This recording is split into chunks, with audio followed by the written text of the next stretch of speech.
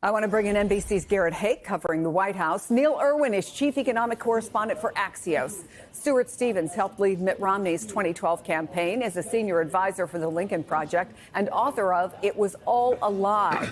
With me here in studio, NBC's Christine Romans. Christine, it can be difficult to follow all this, frankly. I came out onto set. I said, okay, where are the markets right now?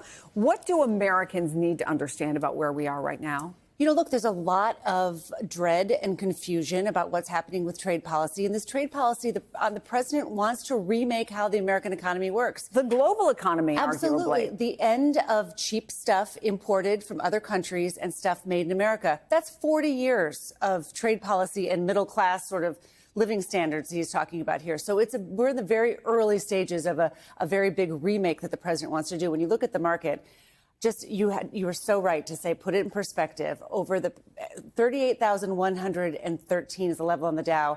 It was 42,000 4 or 5 days ago. So there's been a big, big decline here because of the unease about what it's going to feel like in the near term for the president to do what he wants to do. And Garrett, what do we know about these pharmaceutical tariffs that the president is talking about? Well, Chris, last year the U.S. imported about $200 billion worth of drugs and drug components from other countries, most of it duty-free. But according to the president, that's about to change. Now, most of these imports come from China, from India. A good percentage of them come from European countries, including Ireland. The president seems to have China on the mind, though, when he unveiled this pending pharmaceutical tariffs last night. Take a listen. We're going to be announcing very shortly a major tariff on pharmaceuticals, and when they hear that, they will leave China, they will leave other places because they have to sell. Most of their product is sold here, and they're going to be opening up their plants all over the place in our country. Now, there's, of course, a significant drug manufacturing industry in the United States, so some of that work can, continue here in the United States. But just like with so many of these other industries that we've been talking about, particularly the more sophisticated ones, it's not as though you could just pick up a supply chain from India or China and drop it into, Nevada or Louisiana tomorrow. It is a much more complicated process than that, as we're beginning to hear from the drug makers and importers who are starting to be pretty significantly concerned about this, because, of course, all these pharmaceutical products were carved out of that first round of tariffs that the president announced last week. Yeah, and from what I've read, a lot of the stuff that's from abroad is used for generic drugs, which, of course, is the reason that some people can even afford the drugs in the first place. Okay, Stuart, let's talk about the potential impact of these tariffs on seniors in particular. Look, it's always been true that when prices go up, the less money you have, the harder it is on you. But a lot of this does seem to be focused, when you talk about not just tariffs, but Social Security, on seniors. Yeah, look, I think if you think about people who are older, thinking about retirement or in retirement, the one thing they want more than anything else is stability and the ability to plan, because they don't have a lot of options. If things go bad, they're not going to go out and get another big job, probably, for lots of reasons. So it's really just this combination of chaos here that is affecting people so much. So you have Social Security offices that are being closed in a lot of these states. That's a huge problem for people who have to communicate with it. Because if you've ever tried to call the Social Security Administration, it's not great. And it's going to get worse because they're cutting off a lot of staff and they're ending a lot of these helplines. So you've got that. So then you say, okay, but Social Security, that's a problem. But I've been really good about this. I've played by the rules. I've saved a lot of money. I have money. I've saved some money. I have money in retirement. Okay, open those retirement funds. It's the worst downfall in the quickest period of time in modern history. So how is that going to be reassuring? And the pain of these tariffs has not begun. It's like we've taken this drug and they say, well, there's going to be a lot of bad side effects. You go, that's okay, I can take it. Well, wait till those side effects start. Wait till you go into Walmart and everything starts costing 10, 20, 30% more. And that's what's going to happen. So the way people feel about tariffs now, it's only going to get worse. Yeah, and Neil, NBC News spoke to a 64-year-old Trump voter from Pennsylvania. Her name's Kathy Phillips.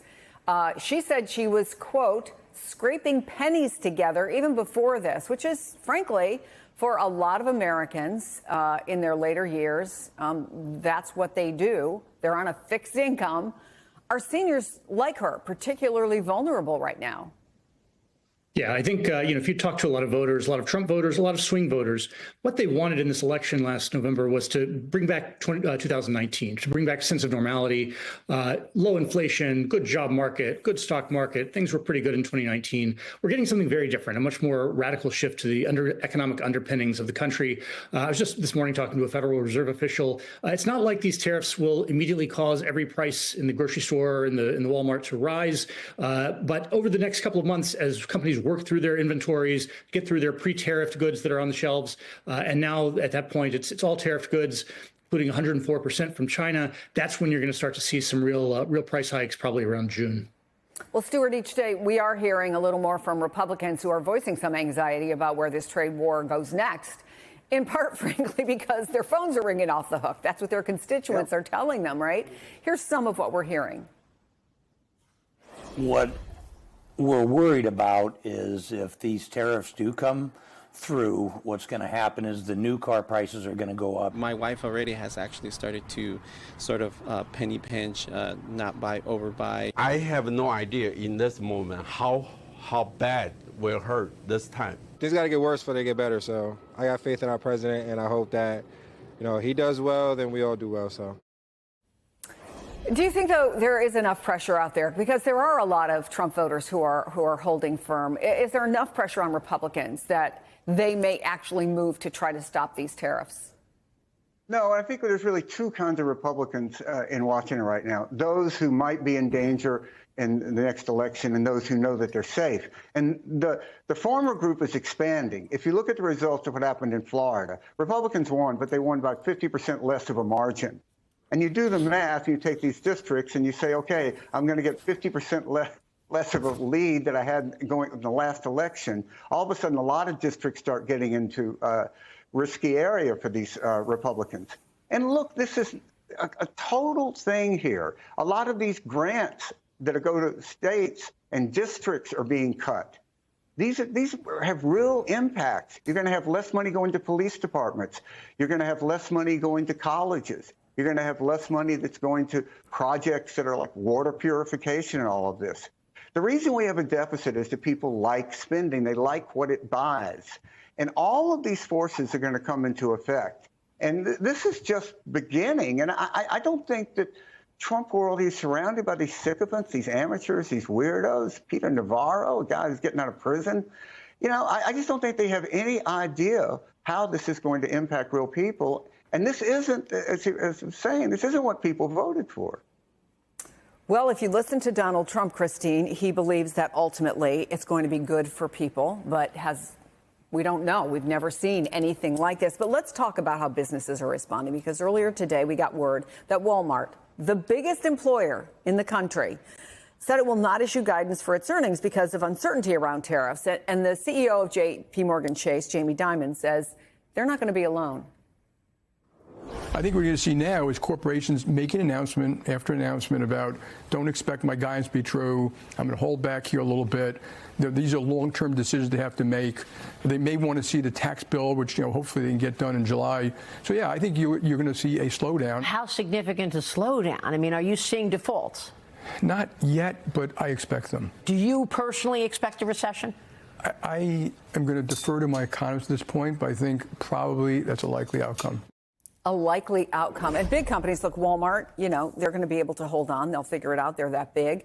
But what about small businesses? Yeah, I've been talking to a lot of small business owners who are canceling orders, who are trying to figure out just how long they can go on, maybe thinking they can't hire like they wanted to hire for the summer because now they have to pay tens of thousands of dollars more on every shipment they're getting in on the tariffs. I was looking at the border, the Customs and Border guidance. The stuff that's on the boats right now, when it lands, it will have not the full 104% on it, that last 50%, maybe the end of next month.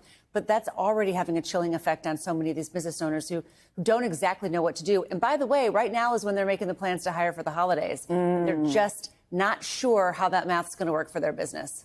Neil, we're also hearing that the Chamber of Commerce is considering a lawsuit to stop these tariffs. If Republicans haven't reached their breaking point, is it possible the business community will step in? Or are they there? Are they almost there? What are you hearing? Yeah, I think, look, there's a lot of companies out there, big and small, that are going to bear the brunt of this. There will be legal challenges. Who is the kind of front man for those legal challenges? Which business groups step up? Which law firms they hire, given some of the pressure on the legal industry not to challenge the Trump administration? I think that's a real open question. This will end up in court. There's no question about it. The question is, who's the plaintiff and how quickly does it get to the high courts and really get resolved?